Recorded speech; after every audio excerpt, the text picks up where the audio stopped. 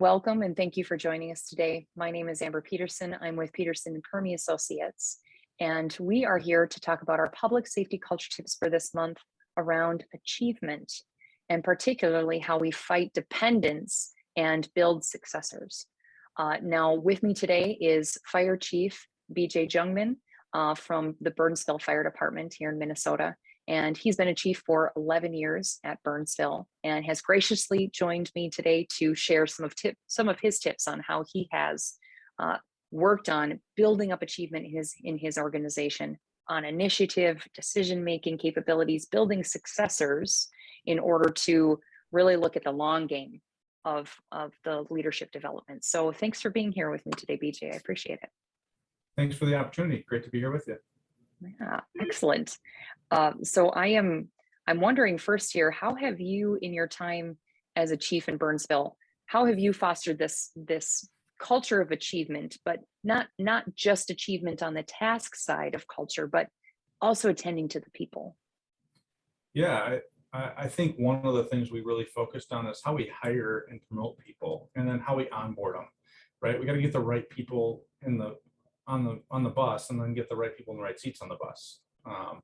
So really changing from an organization that focused primarily on experience and certifications and all that, and really going to the human side of things, like what is important in our culture, what do we want, what do we want these people to stand for in character traits. I've said this many times, is, I can't push a wet noodle, right? I'd rather hire people that I got to put the reins on. So finding those people with that kind of personality that want to go get things done, but that are caring and compassionate and are able to communicate, because I can't teach those things. I can't teach people to be dedicated. I can't teach people to have a high degree of integrity. Those are all things that are important to me in order to give the leeway to have those people make the decisions. So I'm fortunate to be able to pick from the cream of the crop and then promote from the cream of the crop in the organization. So getting the right people in the bus is so important, because without that, if you don't trust them, you can't give them the leeway, right? Your brain, you're going to continue to second guess them. So getting the right people on the bus was the first thing, so that we know people are making good decisions out there. And then you give them more and more leeway to do that, and provide them a safety net, right? You're going to support them. People know that when I hire them, there's two non-negotiables, and one is that calls come first. When emergency calls come out, our game face is on, and we go take care of them the best of our ability. We know we're going to make mistakes. That's okay. And that's where my second non-negotiable is people need to be honest. High degree of integrity. In public safety, we have the opportunity to provide this great public service, and people hold us to a high standard, and we need to hold ourselves to a higher standard. So being honest about whatever happens. So if we make a mistake, it's okay to own it. It's okay to say, yeah, I made a mistake. And that doesn't mean you're going to get disciplined. We might talk about it, but that doesn't mean that leads to discipline or negative consequences. Frankly, most mistakes, if people own them and share them, other people can learn from them. The hardest part is generally when you get people like us in this profession, is we have a hard time letting go of those ourselves. It's less to do with the organization and more with their own personality of letting go of their own mistakes. Yes. And you hit on a really, really important theme in there of trust, and that achievement. We can talk about the task side with building goals and building plans and how people fit into plans, and that is all a really important part. And if we don't extend that trust and safety net, as you said, to people, then they're not sure that what's going to happen if I don't succeed, and can I truly be honest about my mistakes? And that safety net is key. Yeah, and one example of that is I remember when I came in and we started doing regular after action reviews of any major incident we had, and that included pulling 911 tapes, the 911 callers, so that we got a better perspective of what the dispatchers were dealing with, and then all the audio tapes of our own people, and having folks having to listen to themselves and then critique. The first 6 months of doing that, no one wanted to talk about it. Everybody was afraid of looking bad, and we broke down that, and now you go to a leadership meeting, it's like, hey, how'd that go? And people will tell you, here's 3 things I would do differently. I screwed these up. Or, here's the 3 things that went really well. And people are very open and honest, but, it took some making that okay exercises, and really pushing through that, and people building that trust, right? They had to see it. I could say it all I wanted, but until they see and feel it, they weren't going to participate in it. Now it's like, yeah, it's second nature to talk about what went well and what didn't go well in that incident. Right. And what I also heard in that was, if you are a leader who is enacting something new that people are nervous about, we'll say, be patient. Yeah, absolutely. Stay to it and be patient, and keep reassuring people, right? Correct. And that's really our job, is to be their cheerleaders, right? To coach them and cheerlead them. It's less about the management of them. We use the mentality that people come to work to do a great job. It's not our job to catch them doing something wrong, right? It's better to try to catch them doing something right. Support them, encourage them, coach them, and be a supporter of them, right? It's part of their natural growth, and they're going to make mistakes. We're all human, and that's okay. And just talk through it. The majority of issues don't require anything beyond a conversation.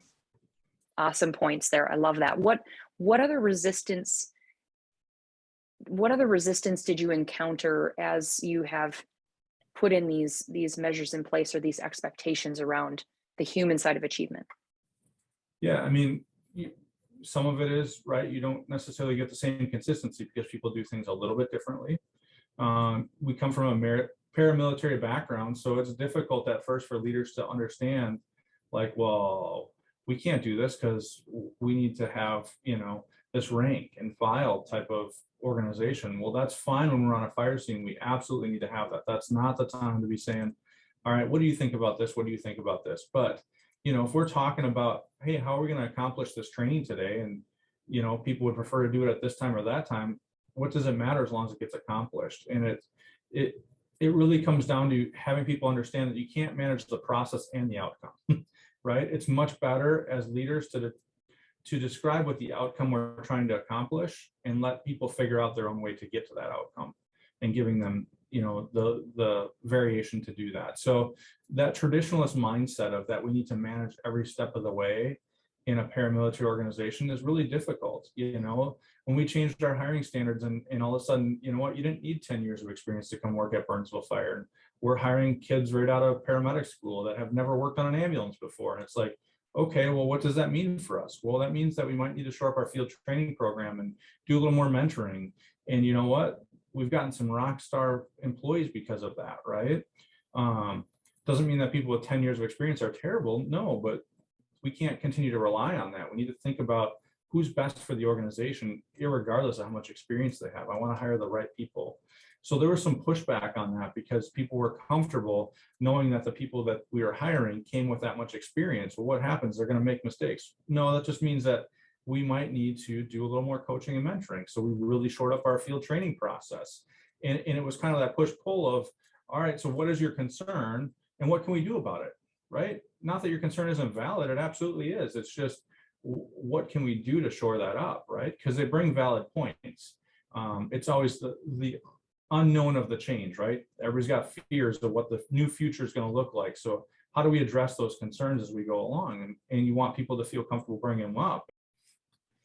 And what I love of what you included in that beautifully was that we have to let people sit in the struggle within that safety net, right? We're not going to send them out to charge into the fire on their own. And we have to give them the opportunity to learn from some mistakes or find the answer themselves. And that's really, truly what builds successors at the end of the day. Right. Absolutely. Yeah. And that's our goal, right? To leave the place in a better position and have our replacements ready to go. One other pushback is some people would say, well, we need to lower the bar. We shouldn't be raising it so high. And I really believe, I've had some mentors tell me, high pressure, high support organization. And that's the way I believe in it, is we really need to raise the bar, and we need to support people to meet the bar. People don't want to work for an organization that it's like, well, anybody can come and go. You work here because you have a pulse. It's like no one really feels a lot of pride in that kind of organization versus an organization that has high standards. But with those high standards, we got to expect to support those folks. You can't just kind of like you talked about before. You can't just throw them into the fire. You have to be able to support them and give them the tools and the time and the resources to be successful. And I'm wondering how you have as the leader in your fire department, how you have communicated expectations of helping support people while developing them and pushing them to new levels. Yeah, I mean, I think I've heard the mantra before that culture changes one retirement at a time. That somewhat is true. So I would tell you it also starts with every new hire, right? So as we hire people, we look through that lens when we're hiring people: is do they fit our culture? Is this somebody that's going to reinforce our culture or take away from our culture? And it really starts at the application process. And then really it starts on the first day of the job. Myself and my 3 assistant chiefs meet with all our new firefighters on day 1, and then we also spent a half day with them during the academy and literally just talk cultural values. And we talk through and we reinforce and give examples. And I don't do that from a perspective of, I want them to regurgitate them to me. I do it as a practical sense. When you look at the presentation we give during that half day, when we talk about character and we talk about dedication, honor, and integrity being the 3 things that describe character, we go in depth of what that means. And at the end of it, I tell them, you're going to learn a couple 100-page policy manual through your field training process. We're going to cover those, but I don't need you to memorize any of that. What I need you to do is act within our cultural values, and that will be well within line any policy that we ever write. So it's more important that you act within what the cultural values are than memorize a multi-100-page policy and guideline manual, because you will exceed our expectations if you follow our cultural values. And so by giving examples of what that means, it makes it tangible to them, right? I mean, you look at plenty of places that talk about culture and values and vision and mission and want people to memorize them. Well, that's all good. What people really want on the front lines is, what does this mean to me? What do you expect? And what are you going to do to support me to do that? So really for us, it starts on day 1. And then we continue to reinforce it, whether it's during our annual meeting, whether it's during performance issues. If we come up with a performance issue, we use that lens of our cultural values to talk about it. Promoting people. And then we also use those stories that come up to share the success of people really exceeding our expectations, right? I mean, I've had a number of those, and we share those with the department, we share them with the community. You know, we've had folks that have taken in a homeless person and they went and bought shoes for them in the middle of winter. Or we had a kid hit on a bicycle and our union leadership went and bought him a bicycle to replace it and brought it to his house, you know, and you celebrate those stories. And not that that happens every day or that's your expectation that it happens every day, but it's definitely a glaring example of where people have gone above and beyond it and really what you want to celebrate. So, and then also recognizing people. And I think this is always a hard thing, at least in the fire service, and I'm guessing public safety wide, of recognizing people, right? Whether it's awards or whatever it is. And really it's about thanking people or just recognizing what they did and being specific and timely about it. So, you know, if I go on a call, I can tell you recently, I went on a cardiac arrest call that was really difficult. And just following up with that crew afterwards and just thanking them, like, that was amazing to watch. You guys are very good at what you did. And I pointed out specifics that each person that I noticed did and how well they did it, right? It doesn't have to be written. It doesn't have to be anything. It's personal. And that is the kind of recognition people like for the most part. Yeah, awards are great. And that's good to have a formal recognition process like we do. But the day-to-day stuff, just to know that their work and their effort matters, gives people a lot of drive, gives them a lot of belonging, and gives them a lot of ownership of what we're trying to do.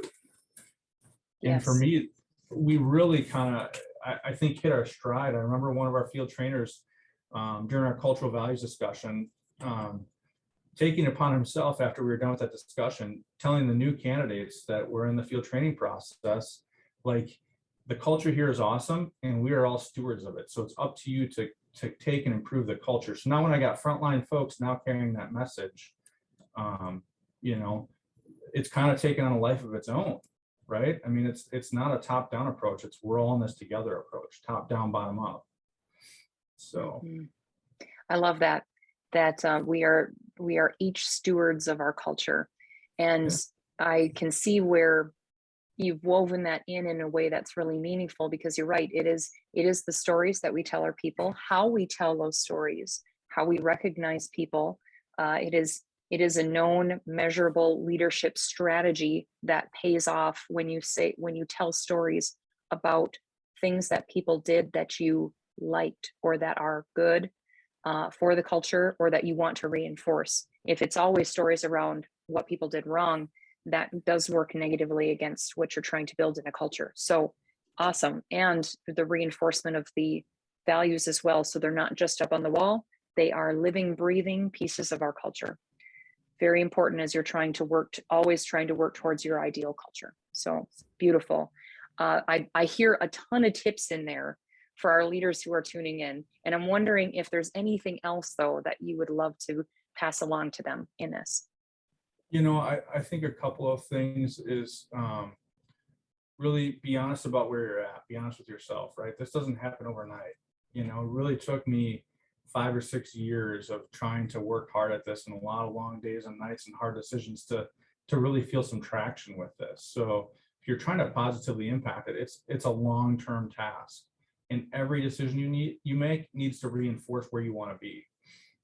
It's not going to be the popular decision, but it's going to be the right decision to put you in a long-term position. The other thing is let go, right? You can't control the process and the outcome. I talked about that. Empowering people, really getting good at describing the outcome, and letting people find the best way to get there. Give them the tools and the resources to get there. I would also say giving them the why. This was also, I should have talked about it before, but some of the resistance, right? I've got some older school folks that are like, well, we shouldn't have to tell them that. We told them to do it. It's like, well, no, helping people understand the why makes it personal to them. It motivates them and really gets them to buy in on where we're going or whatever needs to be done. And that could be something as simple as why we need to do training or wash the truck every day or whatever the task may be. Those things help people get engaged and they feel like they're part of the process when they understand it, when it's not just a directive. So, and then taking the time to have interpersonal relationships and conversations with your folks at as many levels as you can, because you may change this culture one person at a time. It's not going to be, you're going to go out there and say, we're going to change the culture and here's what it's going to be. Like, that's great. You changed the culture for yourself. You didn't change it for the organization. So really doing that. And the last thing I would say is don't compromise on your hiring or promotions. Make sure it's the right people. Don't settle. That you need to get the right people on the bus and then in the right position on the bus. And don't ever compromise on that. Mm-hmm, mm-hmm. All wise words. And I completely agree. It's, I really hear this whole tenet around the people and how important the people are. And the last thing that I want to touch on that you talked about was participation. And when we talk about achievement, it is truly about inviting people within your own organization to participate actively across the organization. And I hear that you've built that in Burnsville. So important when you want the end result of, I have stewards on the front line who are holding the culture and really attending to it. That makes a difference for the community. Certainly. Absolutely. You need them to be. You can't be here 24/7. As our captains know, they're the extension of me when I'm not here, right? They're the ones going on all these calls and interacting with people and carrying out the mission. It's, as I tell them every year, it's like 8,000 calls don't get done in the city because anything I do. It's people on the front lines answering those calls hour after hour after hour. And it's important that they're bought into that. But in order for them to be bought in, they have to have some part of the decision-making process. So absolutely, yes. Inviting them in, taking the time, understanding where they're coming from. It doesn't mean that you have to necessarily go where they want to go, but they want to be heard. That's the important part. And we try to find different forums for people to participate and give input. Mm-hmm. Absolutely. Oh, so good. So thank you so much today, BJ, for your thoughts and your tips, your pointers, sharing your experiences across Burnsville Fire Department, and keep doing what you're doing. Please, if anyone that gets a chance to tune in here, if you have any questions on any of this, please get in touch with me, or I can always put you in touch with BJ. I'm going to offer you up right there, and let's talk about how we can start to incorporate some of these tips in your own organization to really increase the participation of your people, build that trust, build that support system within, and help your organization be an achieving organization that supports its people. So with that, thank you so much. Thank you, BJ. Take care all and be safe.